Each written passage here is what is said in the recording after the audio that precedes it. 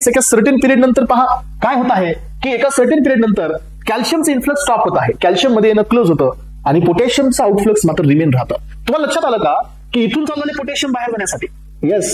So पण प्रत्येक ठिकाणी वेगवेगळी कॉन्सेप्ट आहेत. इथं पोटॅशियम बाहेर जात आहे तर कॅल्शियम मध्ये येत आहे, त्याच्यामुळे सडन ड्रॉप झाला.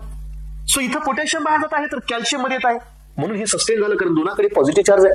आणि एक सर्टेन पिरियड नंतर इथं पोटॅशियम चॅनल ओपन आहेत, सो जे आउटवर्ड आहेत आणि जे इनवर्डचे जे कॅल्शियम चॅनल आहेत ते क्लोज आहेत. त्याच्यामुळे आता इथून फक्त पोटॅशियम बाहेर जात आहे आणि फक्त पोटॅशियम आउटफ्लक्स होत असल्यामुळे या ठिकाणचा चार्ज आता रेस्टिंग कडे चाललेला आहे. एस्पायरंट whenever we'll reach to the resting membrane potential त्यावेळेला पोटॅशियम चॅनल पण क्लोज होतात आणि सोडियम चॅनल पण क्लोज होतात. तर सर याच्या आधी सोडियम ओपन होते?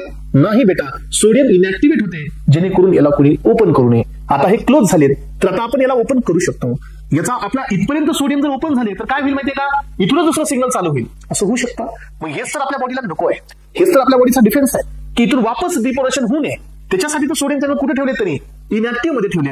आणि once we reaches to the resting membrane potential then sodium channel is getting converted to the close state. आणि या ठिकाणी मग आता ही तुमची रेस्टिंग मेम्ब्रेन पोटेन्शियल म्हणजे हे रिपोरेशनची फेज आहे. Aspirant this is phase number 3 आणि ही असते resting membrane potential phase, that is phase number 4. This is the refractive period आणि हा मेंटेन केला जातो हे resting membrane potential by sodium potassium ATPase पंपनी. 3 sodium goes out and 2 potassium comes in आणि हे पोटेन्शियल मेंटेन होतं आणि इथून पुढे सेकंड सायकल ही सुरुवात होते.